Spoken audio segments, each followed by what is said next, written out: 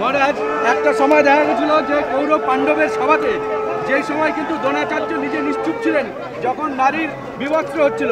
আজকে কিন্তু শান্ত সমাজ অনেক দিন ধরে পশ্চিমবঙ্গে যে অত্যাচার হয়ে চলেছে তার প্রতি কিন্তু তারা কিন্তু চুপ ছিল, নিশ্চুপ ছিল। আজকে কি ভগবান সেই শাস্তি দিচ্ছেন তাদেরকে যে তাদেরও রেহাই করা হচ্ছে না? কি বলবেন? আমরা কারো শাস্তি চাই না, আমরা চাই সর্বে সুখিনঃ সন্তু, সর্বে সন্তু নিরাময়া।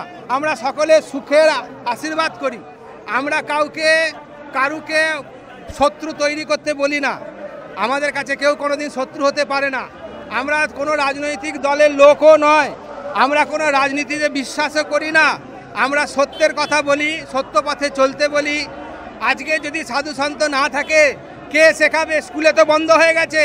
মাতৃদেব ভব, পিতৃদেব ভব, অতিথি দেব ভব, আচার্য দেব ভব। মা বাবাকে দেবী গানে পূজা করো, দেবতার গানে পূজা করো, পিতাকে পূজা করো। পিতা স্বর্গ, পিতা ধর্ম, পিতা হি পরমং তপ। এই শিক্ষা সাধু সন্তরাই একমাত্র এখন খালি আশ্রমে আটকে রেখেছে এবং তারাই সেটা সমাজকে শিক্ষা দিচ্ছে। আজকে সেই শিক্ষার পাঠশালাগুলো যদি বন্ধ করে দেওয়া হয় এইভাবে লাঞ্ছনা লাগিয়ে, তাহলে পর আমরা কোথায় যাব? এই সমাজ বিপন্নতার ধ্বংসের মুখে। তাই জন্য আজকে আমরা এই স্বাভিমান যাত্রা করছি। কারুর প্রতি কোনো শত্রুতা আমাদের নেই। কে মুখ্যমন্ত্রী আছেন, কে মুখ্যমন্ত্রী নেই, আমাদের কিচ্ছু যায় আসে না। কারণ হাজার হাজার বছর ধরে এই গেরুয়া কাপড় এই সাধু সন্তরা গুরু পরম্পরায় রক্ষা করে আসছেন। আজকে তাদেরকে আঙুল তুলে বলা হচ্ছে যে তুমি সাধু নও, কে সাধু নয়। এগুলো একটা সাধারণ লোক আমাদের বলতে শুরু করেছে। অতএব আমরা আমাদের স্বাভিমান রক্ষার্থে নেমেছি, কোনো প্রতিবাদ আন্দোলন নয়। আচ্ছা, গীতাতে বলা হচ্ছে যদা যদা ই দুর্মৎস গ্লানির ভবতি ভারত অভ্যুত্থান অধমস্য। যখন এই সাধু সন্তদের ওপর এইরকম অন্যায় অত্যাচার নেমে আসবে, ভগবান কিন্তু অবতীর্ণ হবেন। ভগবান কি ওপর থেকে আসবেন নাকি নিজেদের মধ্যেই সেই শক্তিকে? ভগবান সবার ভেতরে আছেন। তিনি অর্জুনকে উপলক্ষ করে গীতাতে বলছেন যে আমি সবার হৃদয়ে অবস্থান করছি, সবার হৃদয়ের মধ্যে আমি অবস্থান করি। আজকে যে যার হৃদয় দিয়ে ভগবানকে ডাকবে, ভগবান সেইখানে আবির্ভূত হবেন। ভগবান কোনো আকাশ থেকে পড়ে যাওয়া কোনো একটা নক্ষত্র নয়, ভগবান কোনো গাছ থেকে পড়ে যাওয়া কোনো একটা ফল নয়। ভগবান আমাদের মধ্যে থেকেই আবির্ভূত হন। যিনি আবির্ভূত হন তিনি সত্য নিষ্ঠাকে প্রতিষ্ঠা করেন, তিনি সমাজকে সংস্কার করেন, তিনি সমাজকে সত্য ন্যায়ের পথে চলতে শেখান। এই হচ্ছে ভগবানের আবির্ভাব।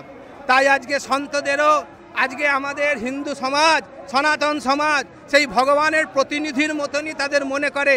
আজকে সেই সন্তদের গায়ে হাত দেওয়া মানে সেই ভগবানের প্রতিনিধিদের গায়ে হাত দেওয়া, তাদেরকে লাঞ্ছনা করা মানে ভগবানকেই লাঞ্ছনা করা। আজকে আমরা ভুলে যাচ্ছি সমাজের মধ্যে আমরা প্রধান কোনো না কোনো দায়িত্ব যারা গ্রহণ করছি তাদেরকে আমরা আমাদের ভাষা ভুলে যাচ্ছি, আমরা কি সংস্কৃতি ভুলে যাচ্ছি। কে কোন দায়িত্বে আছি, সেই দায়িত্বে থেকে কি কাকে বলা যায় কি বলা যায় না, এই সংস্কৃতি ভুলে যাচ্ছি আমরা। ওরা এই নিয়ে যে রাজনীতি শুরু হয়েছে, আমরা চাই এ বন্ধ হোক। আমাদের প্রশাসনিক প্রধান তাদের সন্তানবৎ সকলকে পরিপালন করুন। তার যে দায়িত্ব, তার যে নৈতিক কর্তব্য, তিনি কখনোই বলতে পারেন না আমার একটা পছন্দের লিস্ট আছে। তার আবার পছন্দ কি? তিনি তো প্রশাসনিক প্রধান, তার কাছে সকলের সমান দায়িত্বে তিনি সকলকে পালন করবেন। এইটার জন্যই আমাদের স্বাভিমান যাত্রা। আচ্ছা, রাজধর্ম আর ধর্মের রাজনীতি কি বলবেন? এখন কি সব মিলেমিশে? রাজধর্ম আজকাল কেউ পড়েই না, পড়ানোও হয় না।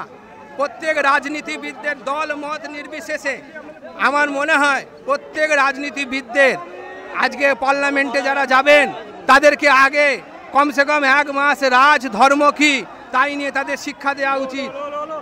আমরা কে সমাজে একজনকে সেলিব্রিটি, তাকে আমরা রাজনৈতিক নেতা করে আমরা তাকে নির্বাচন করে আমরা পাঠাতেই পারি, সে যেতেও পারে, কোনো আপত্তি নেই। যে হোক তাকেও আমরা বলবো রাজধর্ম সম্পর্কে তারা অবগত হন। ওরা এই শব্দগুলো ব্যবহার করা তারা অন্তত বন্ধ করুন। সমাজে যখন প্রতিনিধি হয়ে যাবেন, যখন সমাজে আপনারা সরকারিভাবে প্রতিনিধি হয়ে যাবেন, তখন আপনাদের দায়িত্ব আপনার অঞ্চলের, আপনার রাজ্যের, আপনার দেশের সমস্ত নাগরিকের প্রতি সমান দৃষ্টি দেওয়া, সমানভাবে তাদের লাভ করা। জাতি, ধর্ম, বর্ণ, দল, মত নির্বিশেষে আপনাদের কাছে সকলেই সমান। এই সমদৃষ্টি রাজনীতি, রাজধর্ম, এই সমদৃষ্টি রাজধর্ম সবাই ভুলে যাচ্ছেন। সেই জন্য আমি আবেদন করব সন্ত সমাজ থেকে, তারা যেন তাদের ধর্ম পালন করেন এবং ধার্মিক হন, তবেই আমাদের দেশ রক্ষা হবে।